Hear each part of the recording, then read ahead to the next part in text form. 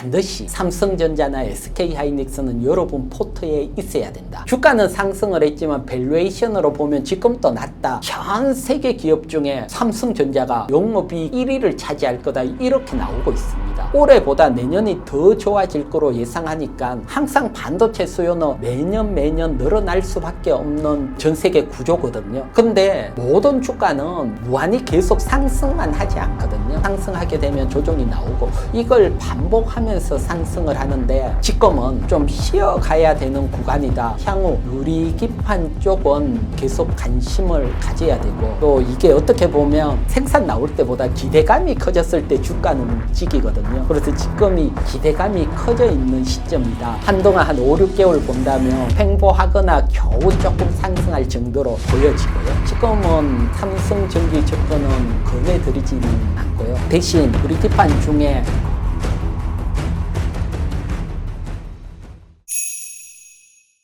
삼성전자, SK하이닉스 지금 사도 괜찮은가요? 지금은 가장 주도주니까 반드시 삼성전자나 SK하이닉스는 여러분 포트에 있어야 된다. 지금 또 제가 뒤에 매수 전략도 설명을 드릴 건데, 먼저 삼성전자나 SK하이닉스가 주가는 상승을 했지만 밸류에이션으로 보면 지금도 낮다, 이렇게 보고 있거든요. 잠깐 한번 볼게요. 첫 번째 좌측에 있는 박스는 올해 연말 기준 글로벌 기업 영업이익 순위를 예상을 한 거거든요. 1위가 엔비디아입니다. 엔비디아. 그 다음 2위가 삼성전자입니다. 얼마 차이 안 납니다. 영업이. 4위가 SK하이닉스입니다. 사실 이거는 정말 작년까지만 해도 예상을 못했는 건데 디램 가격 올라오면서 정말 획기적인 게 지금 일어나고 있습니다. 그리고 작은 박스권 오른쪽 보면 요건 내년도 영업이익 순인데 전 세계 기업 중에 삼성전자가 영업이익 1위를 차지할 거다, 이렇게 나오고 있습니다. 그러니까 지금 삼성전자나 SK하이닉스 어마어마하게 돈을 벌고 있다. 내년 보면 뭐 엔비디아하고 영업이익 차이 거의 안 납니다. 그런데 현재 주가 보면 엔비디아의 한 5분의 1밖에 안 되니까요. 그런 측면에서 본다면 영업이익 기준으로 보더라도 아직도 삼성전자나 SK하이닉스는 너무너무 사다. 그러니까 기본적으로 주도주가 달리는 이유는 이런 어떤 배경이 있고요. 그 다음에 삼성전자하고 SK하이닉스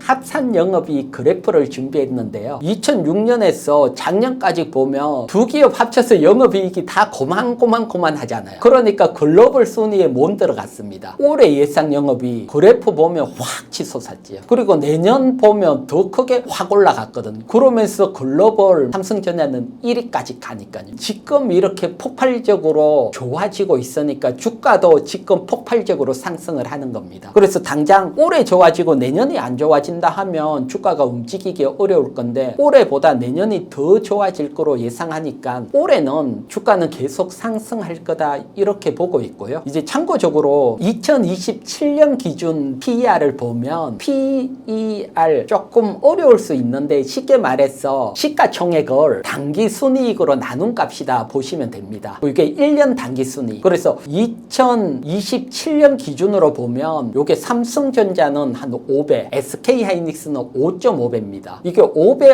5.5배 이러면 잘 안 와닿잖아요. 그러면 지금 우리 코스피 PER이 30배입니다. 30배. 그러면 코스피 PER보다도 엄청 낮는 거고, 엔비디아 같은 경우는 20배니까요. 거기에 맞췄더라도 4배 상승을 기대할 수 있고요. 최근에 글로벌 IB, UBS가 이제 똑같은 디램 생산업체 마이크론 12개월 선행 PER 15배 적용을 해야 된다 그랬거든요. 15배 적용되더라도 200% 상승을 할 여지가 남았고요. 그래서 기본적으로 우리 반도체 대장주들은 펀더멘탈이 워낙 사다, 요게 받치고 있기 때문에 계속해서 돈이 들어오면서 상승을 한다, 요렇게 보고 있습니다. 그렇다면 어떤 전략으로 매수하는 게 좋을까요? 일단 삼성전자나 SK하이닉스도 현재 차트 위치도 한번 볼게요. 이 차트는 지난주 금요일 차트거든요. 왼쪽이 코스피고 오른쪽이 SK하이닉스 차트인데 똑같죠. 둘이 움직이는 게. 모양이 똑같은 이유는 우리 코스피 내에서 반도체 대장주 비중이 50%입니다. 벌써. 그러니까 반도체 대장주만 움직이더라도 코스피가 가는 상황이고요. 근데 모든 주가는 무한히 계속 상승만 하지 않거든요. 상승하게 되면 조정이 나오고 이걸 반복하면서 상승을 하는데 지금은 좀 쉬어가야 되는 구간이다. 지금 여러분들이 차트 보더라도 확 한번 상승했다는 걸 느끼시잖아요. 그래서 반도체 대장주 삼성전자나 SK하이닉스는 한번 매수했다. 그러면 기다렸다가 20일 이동평균선 아래로 오면 또 한번 매수하고 또 기다렸다가 이번 주 월요일 날 확 하락을 했거든요. 그래서 그 하락 부분까지 또 밀려오면 한번 매수, 거기서 더 가면 또 매수한다. 천천히 분할 매수 개념으로 지금은 조금 쉬어갈 확률이 높기 때문에 지금이 매수할 수 있는 적기로 보이거든요. 그렇기 때문에 애들이 조금 쉬고 조정이 나올 때 여러 번 나눴어. 일단 반도체 먼저 매수한다 생각을 하시고 당연히 삼성전자, SK하이닉스고요. 그래서 요걸 비중을 채우시면 그 다음에는 이제 또 똘똘한 반도체 소부장주 쪽도 조금 관심을 가지시면 좋고요. 반도체는 사이클 산업으로 아는데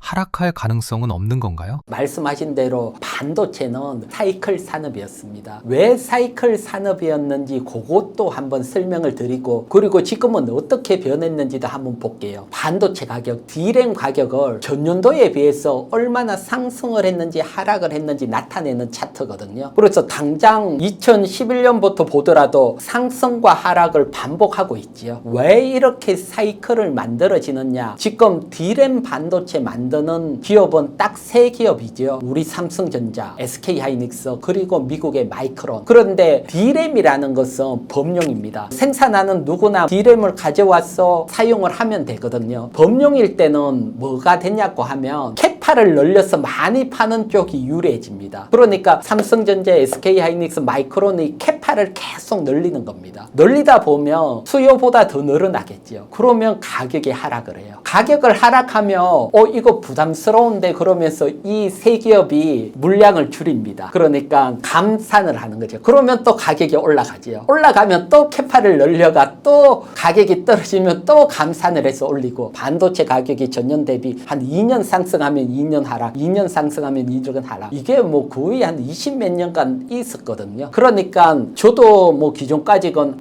반도체는 그러면 가격이 가장 좋을 때 팔아야겠다. 캐파 싸움이 났으니까 또 떨어지니까, 떨어지고 가격이 가장 안 좋고 어려울 때, 주가도 어려울 때 또 매수해야겠다. 감산해서 올리니까. 이게 사이클 산업인데 지금은 확 바뀌었습니다. 왜 이렇게 바뀌었느냐 얘기를 하면 첫 번째는 HBM 때문입니다. HBM4 같은 경우는 범용이 아니고 주문형입니다. 주문형이라는 것은 엔비디아가 이렇게 만들어줘, 주문을 해야 만들어서 판다는 겁니다. 그러면 이건 마음대로 막 늘리지를 못해요. 과거처럼 캐파 싸움을 못해요. 그러니까 지금 물론 HBM도 모자리지만 공급 과잉될 정도로 캐파 싸움을 할 수가 없는 구조입니다. 그러니까 첫 번째, 자연스럽게 캐파 싸움이 안 되는 게 HBM이다. 그러니까 이건 뭐 가격이 예전처럼 공급이 많아서 떨어질 확률이 낮고요. 두 번째는 D램은 범용이지만 지금 HBM 쪽에 모든 캐파를 늘리니까 D램을 더 이상 확장을 지금 못하고 있어요. 그런데 반도체 D램은 매년 수요가 늘어납니다. 컴퓨터도 늘어나고 또 더 나가서 자율주행 자동차 확산되면서 또 반도체 수요 늘어나고, 지금 뭐 데이터 센터 생기면서 또 늘어나고, 항상 반도체 수요는 매년 늘어날 수밖에 없는 지금 전 세계 구조거든요. 그러면 이 늘어나는 만큼 예전 같은 거는 캐파가 더 늘어났는데 지금은 그만큼 못 따라가요. 왜? HBM 만드는데 더 집중을 하니까. 그러니까 D램 가격이 계속 올라가는 겁니다. 그러면 이게 바뀌느냐? 쉽게 못 바뀌죠. 그러니까 이제 반도체 계약을 할 때 기존에는 사이클이니까 짧게 계약을 했는데 이제는 장기 계약을 하자는 게 막 확산되고 있어요. 그러면 장기 계약을 해버리면 반도체 사이클을 안 타겠죠. 또 기본적으로 HBM 쪽으로 가면서 사이클 산업이 아니고 성장 산업으로 바뀌었다. 원래는 반도체는 수요가 늘어나면서 성장이 되는데 캐파 싸움을 하다 보니까 사이클 됐는데, 캐파 싸움을 못하는 구조니까 성장 산업 본연으로 가게 됩니다. 그러니까 사실은 크게 사이클에 대한 부담감은 줄어들었다. 물론 이게 제가 보는 시각이 아니고, 요게 앞에 제가 UBS가 마이크론 15배 적용을 했다고 제가 설명을 드렸는데, 그 논리를 조금 여러분들에게 설명드렸고, 저도 뭐 계속 요걸 시각적으로도 설명을 드려왔고요. 그래서 뭐 대형 IB도 똑같은 시각을 보고 있다. 그럼 유리기판 산업은 어떻게 보시나요? 유리 기판 쪽도 이제 게임 체인지가 될 거다 이렇게 보고 있고요. 일단 지금은 데이터 센터에서도 열 관리라든가 이런 게 워낙 중요한 시점이거든요. 그래서 기존의 기판들은 열이 생기면 약간 휘어지는데 유리 기판은 그런 게 없거든요. 그래서 가장 안전하고 또 저전력이고 지금은 또 전력이 워낙 또 중요한 시점이니까 이런 유리 기판으로 넘어가는 과정인데 지금은 SKC가 가장 양산이 빠르겠다고 보고 있고요. 물론 SKC 자회사입니다. 그 다음에 또 가장 주가에 영향을 미치는 게 삼성전기인데 시장에서는 빠르면 6월달 이번 달이라도 유리기판 장비 발주가 나올 거다 이렇게 보고 있거든요. 뭐 발주가 조금 늦어질 수도 있는데 이번 달이나 다음 달 발주가 나가고 그러면 기업에서는 장비를 만들고 그러면 연말에 삼성전기가 이제 셋업 장착을 하는 거죠. 생산 설비. 그리고 내년에 양산이 들어갔겠다. 요런 시각을 보고 있거든요. 향후 유리기판 쪽은 계속 관심을 가져야 되고 또 이게 어떻게 보면 생산 나올 때보다 기대감이 커졌을 때 주가는 움직이거든요. 그래서 지금이 기대감이 커져 있는 시점이다. 이렇게 설명을 드릴게요. 방송에서 삼성전기는 대장주가 못 된다는데 어떻게 생각하세요? 제가 봤을 때는 벌써 대장이죠. 뭐 대장이다 아니다 이건 주가가 답을 하는 거니까요. 그래서 제가 삼성전기 일봉 차트를 가져왔거든요. 여러분 차트를 잠깐 보면 조금씩 상승을 하다가 5월 달부터 가파르게 확 상승을 했거든요. 요걸 보통 주식시장에서는 시세 분출이 나왔다 이렇게 부르거든요. 그래서 이렇게 한번 확 가파르게 시세 분출을 하면 매물 소화를 해야 돼요. 많이 상승했으니까 나 매도하겠다 이런 사람들 또 늘어나고 그래서 이런 매물 소화 과정이 상당히 필요해져요. 그래서 보면 지금은 하면 이 분출까지 나왔기 때문에 지금 공략을 하는 건 아닌 걸로 보여요. 이 분출이 나오기 전에 공략인데 한번 분출이 나오면 정말 생각보다 길게는 한 5, 6개월 정도 옆으로 횡보를 이어질 수가 있거든요. 그렇기 때문에 지금은 말씀하신 대로 대장주가 아니죠. 한동안 한 5, 6개월 본다면 횡보하거나 겨우 조금 상승할 정도로 보여지고요. 그러니까 지금은 삼성전기 접근은 권해드리지는 않고요. 대신 우리 기판 중에 작은 기업들, 장비 관련 기업 요번에 코스닥 하락하면서 많이 하락을 했거든요. 그런 기업에 조금 관심을 가지는 전략도 나쁘지 않다. 그렇게 보고요. 그런 기업에 대해서도 잠깐 한번 보도록 할게요. 제가 장비 관련주들 이렇게 정리를 한번 했거든요. 보면 요거 시가총액이 잠깐 잘못 표기됐는데 요게 6월 기준이고요. 대표적으로 시가총액이 1조 원 이상 큰 기업들 보면 영업이익 보면 다 적자예요. 근데 주가는 미리 유리기판 모멘텀을 타고 상승을 했기 때문에 좀 부담스럽다. 실적적인 측면에서 조금 본다면 YMT 이런 기업이라든가 아니면 지금 1분기 적자지만 2분기 실적 기대가 되는 CNG 하이테크 이런 기업들 조금 여러분들이 관심을 한번 가져보셔도 나쁘지 않다. 그래서 지금은 유리기판이 적자가 큰 기업보다는 조금 똘똘한 기업, 작은 기업들 단기 하락 보는 것도 나쁘지 않다. 그리고 또 관심 있으신 분들은 뭐 유리기판 장비주 제가 정리하고 실적 정리돼 있으니까 요거 뭐 한번 참고해 보시기 바랍니다. 화폐 가치가 떨어질 때 금의 가치는 어떻게 되나요? 이거는 확실한 역사가 있어요. 보통 이렇게 재평가가 이루어질 때 어떻게 바꾸느냐가 총 3가지가 있거든요. 첫 번째는 국가가 강제로 금 가격을 재평가하기도 해요. 미국만 보더라도 1933년에 이제 그 대공황이 끝나고 나서 화폐가 막 풀리기 시작하니까 사람들이 야, 달러 이거 믿을 수 있는 거 맞아? 미국 지금 경제도 안 좋고 부채 문제도 상당히 심각했어요. 미국이 이제 2차 세계대전 기간 동안 그 부채가 정말 급격하게 폭증을 하다 보니까 거기다 화폐도 너무 많고 그리고 미국의 경제력은 상당히 떨어지고 지금이랑 상황이 똑같죠. 그렇다 보니까 이 당시의 대통령이었던 루즈벨트 대통령이 금 몰수법이라고 하는 행정명령을 내려요. 지금부터 은행문 닫아다. 그리고 만약에 우리 국민 중에 누구라도 금을 소유하면 너는 징역형 10년이야. 그러니까 국가에 금을 가져오도록 해 라고 해요.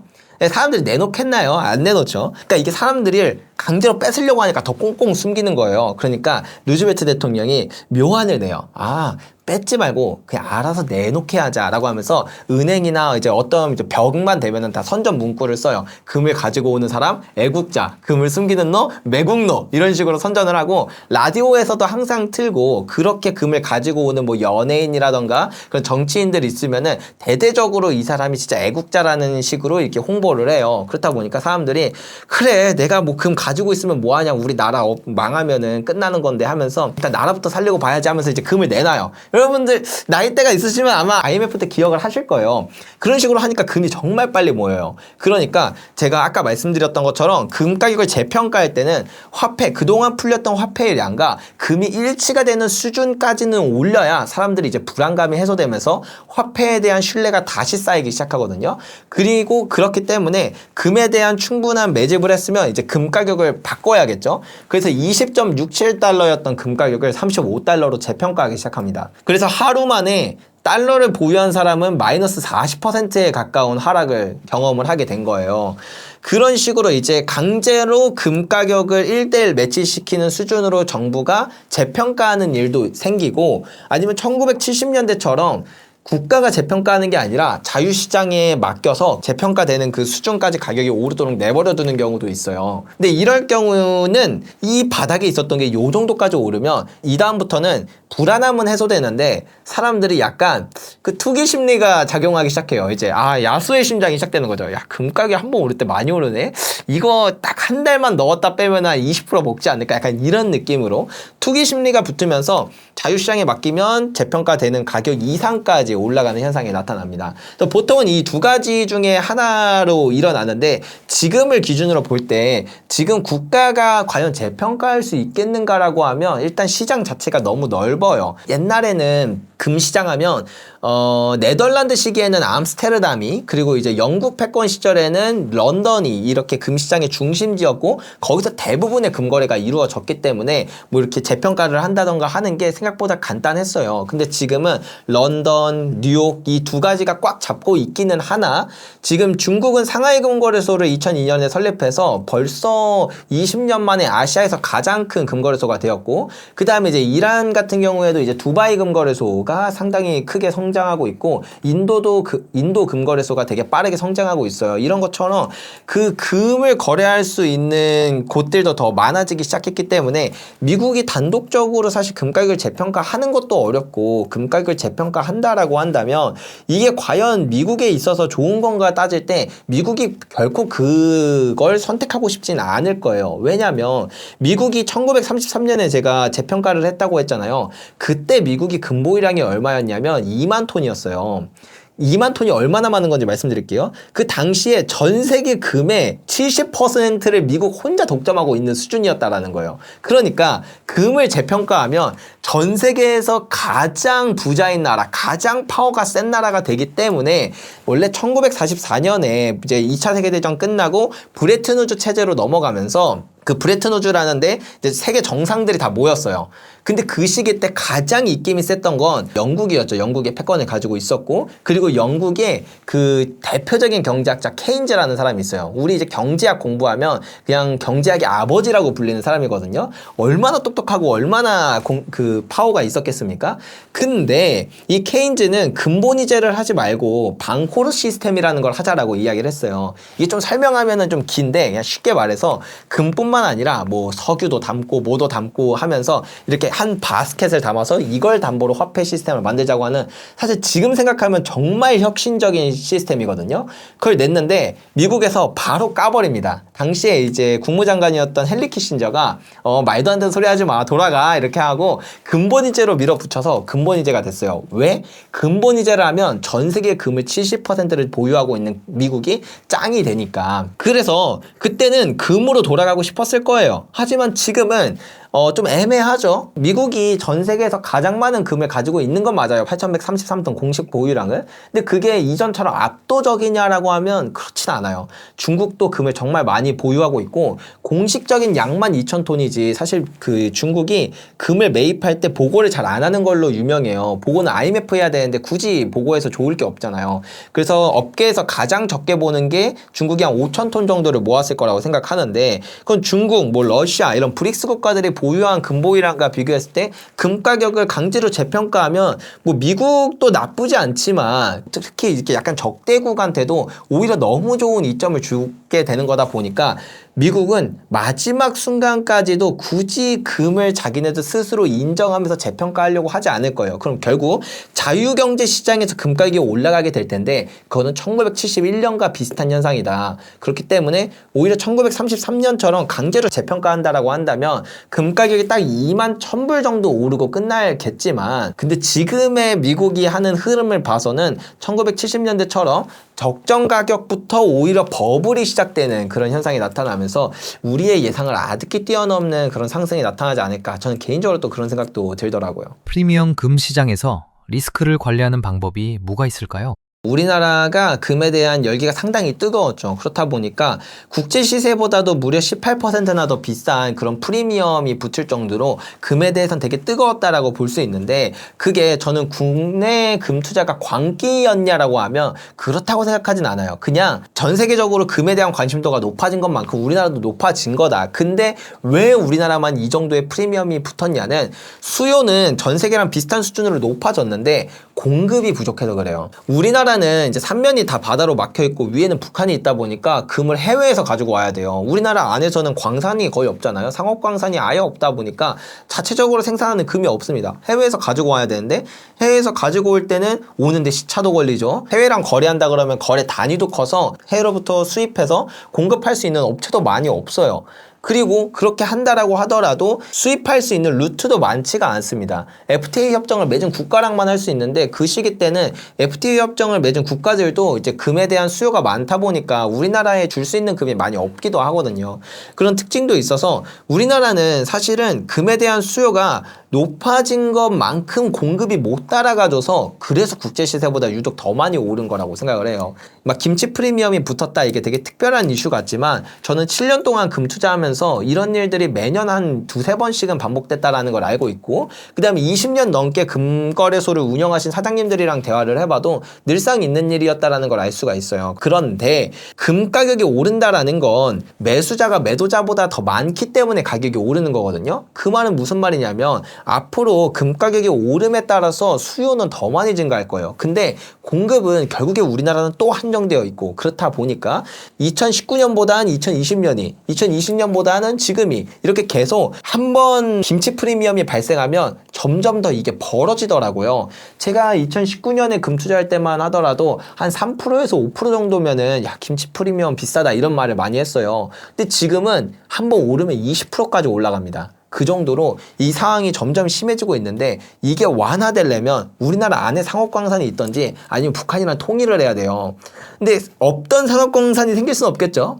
통일은 가능할 수도 있겠지만 적어도 이렇게 단기간에 되기는 어렵다 보니까 여기서 우리가 깨달아야 될 포인트 앞으로도 김치 프리미엄 현상은 더 자주 일어나게 될 텐데 그때마다 지금까지 일어났었던 프리미엄보다 더 심각한 프리미엄이 또 나타나겠구나. 점점 더 이게 심해지겠구나라고 생각을 하면서 이런 부분이 사실 우리나라에 있어서 되게 불리한 부분이다라고 말씀드릴 수 있어요. 다만 그런 부분을 우리가 인지하고 있으면 오히려 우리한테는 이게 무기가 된다라는 거예요. 자, 지금 김치 프리미엄이 한 0.5% 수준까지 떨어졌어요. 한 1% 정도가 적절한 수준인데 근데 이제 0.5%까지 떨어졌다라는 건 이미 김치 프리미엄이 다 사라졌다라고 봐도 무방해요. 그럼 만약에 제가 지금 금에 투자를 했어요. 또 이제 이게 매년 한 두세 번씩 반복된다고 했잖아요. 내년 초가 됐는데 금 가격이 한 10% 정도 오르면서 김치 프리미엄이 또 폭증을 했어요. 막 내년에도 20% 이렇게 폭증을 했어요. 그러면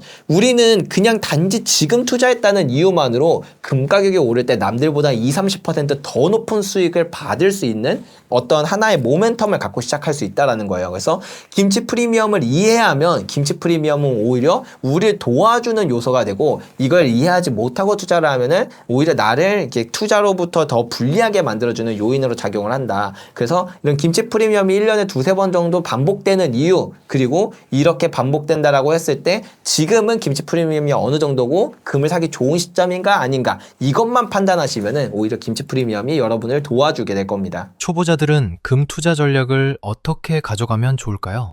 일단 세 가지 방법이 있어요. 이제 금은방이나 금거래소 같은 데서 실물을 사는 방법이 있고, 그 다음에 KRX 금시장을 통해서 투자하는 방법이 있고, ETF를 투자하는 방법이 있어요. 이걸 언제 해야 되는지는 아까 말씀드렸어요. 실물. 그리고 KRX 금시장은 김치 프리미엄이 없는 지금 같은 시기, 그리고 ETF는 김치 프리미엄이 있을 때 사는 게 좋다라고 말씀을 드렸는데, 이제 수수료적인 측면을 보자라고 한다면 ETF는 한 0.7% 정도 돼요. 일단 기본적으로 ETF나 KRX 둘 다 수수료가 되게 저렴해요. 그래서 좋은데, 이제 KRX는 0.3% 정도로 수수료가 되게 저렴합니다. 실물 같은 경우에는 방법에 따라 다르긴 한데, 그냥 일반적으로 금거래소에서 사면은 4%에서 5% 정도 되는 그런 수수료가 발생한다라고 보시면 돼요. 살 때랑 팔 때 가격이 달라서. 이것도 해결하는 방법이 있어요. 이따가 알려드릴게요. 어쨌든 그게 기본이다라고 보시면 되고, 이제 세금적인 부분이 핵심인데, ETF는 투자하면 해외 상장된 ETF, 제가 아까 말씀드렸던 GLD나 IAU 같은 거는 수익의 22%를 내야 돼요. 사실 이게 좀 뼈 아프거든요. 금 가격이 한 번 오를 때는 적게는 7배, 뭐 많게는 26배가 상승하는데, 그 정도로 상승 포텐셜이 큰데 이거의 수익의 22%를 낸다?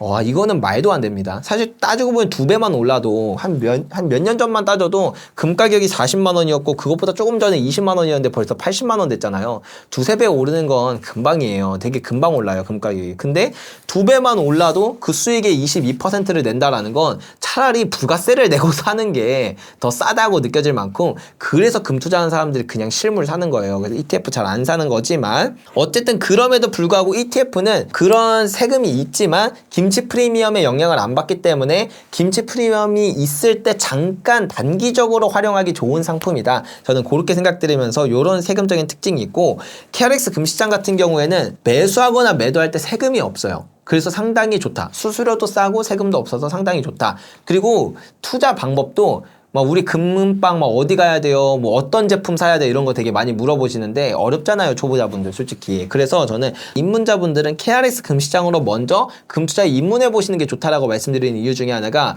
KRX 금시장은 그냥 주식 어플에서 매수 버튼 누르면 사지고 매도 버튼 누르면 팔아져요. 되게 간편합니다. 그래서 간편한데 수수료도 싸고 세금도 없으니까 이걸로 먼저 투자해 보시는 걸 추천드려요. 근데 이제 이걸로 투자를 하더라도 결국에는 금 투자에 대해서 공부를 하다 보면, 아, 실물로 넘어가야 되겠구나 라는 걸 깨닫게 되는 순간이 옵니다. 그냥 와요. 이건 그냥 와요. 그게 금을 공부하다 보면 자연스럽게 ETF로 했든 아니면 KRX로 했든, 아, 이래서 금 투자자들이 다 실물로 넘어가게 되는구나를 이렇게 깨닫게 되는 때가 옵니다. 그러면 실물로 투자를 할 때 물론 그냥 부가세 내고 그냥 뭐 살 때 팔 때 가격 차이 있어도 사도 나쁘진 않아요. 왜냐면 어쨌든 ETF로 투자하는 것보다 훨씬 나으니까. 솔직히 많이 오르면 뭐 그 조금 비싸게 주고 사나 조금 싸게 주고 사나 무슨 의미가 있겠습니까? 근데 그럼에도 불구하고 조금 더 현명하게 투자할 수 있는 방법이 뭐냐면, 이 금을 개인 간 거래로 거래를 하면 상당히 효율적이 됩니다. 우리 중고마켓에서 이제 한 번씩 거래해 보신 분들이 있으실 거예요. 근데 그때 판매자한테 현금 영수증 끊어주세요 이런 말 안 하잖아요. 왜 그러냐면, 이 개인 간 거래는 개인끼리 거래를 하는 거다 보니까 처음에 그 물건을 샀던 사람은 이미 부가세를 지불하고 산 물건이에요. 이 물건에 또 부가세가 부과되는 건 이중과세이기 때문에 그렇지 않게 개인 간 거래에선 부가세가 없어도 합법이 맞거든요. 그래서 실제로 금 같은 경우엔 개인 간 거래 시장이 상당히 커요. 여기서 거래하는 단위도 크고 거래하는 사람도 많습니다. 여기에 더불어 아까 전에 금거래소에서 사고 팔 때는 살 때 팔 때 가격 차이가 있다고 했잖아요. 근데 개인끼리 거래하는데 살 때 팔 때 가격 차이가 필요하진 않잖아요. 그러니까 이 살 때 팔 때 가격의 한 중간 정도에서 거래한다라는 걸 알 수가 있어요. 따라서 개인 간 거래로 금을 사고 팔면 살 때 팔 때 부가세도 없고, 그렇다 보니까 오늘 사자마자 당장 팔아도 손실 보는 게 하나도 없다. 그래서 실물을 투자하시는 분들의 대부분이 이 개인 간 거래를 이용하는 경우가 많습니다. 근데 이제 다만 중고마켓에서 거래를 하면은 막 삼자 사기나 이런 사기를 당할 수도 있고, 절도나 이런 범죄에 노출될 위험도 있고, 그다음에 뭐 그 금이 가짜 금인 경우도 좀 있거든요. 그렇다 보니까 이제 이런 리스크가 있어서 저희 회사는 그래서 이 개인 간 거래를 중개해주는 서비스를 이제 오픈을 했어요. 그래서 뭐 저희가 감정도 하고 중개도 하고 하니까 뭐 판매자랑 구매자가 만날 일도 없고 가짜를 살 일도 없고 해서 그냥 수수료 조금 내고 이렇게 그 개인 간 거래 플랫폼을 이용하는 것도 하나의 방법이고, 아니면 그냥 이제 중고마켓에서 직접 만나서 이렇게 개인 간 거래를 하는 것도 방법이라서, 이런 식으로 실물을 투자하면 수수료도 아끼고 세금도 안 내고 좀 더 현명하게 투자할 수 있는 방법도 있으니까 이것도 같이 생각해 보시면 좋을 것 같습니다.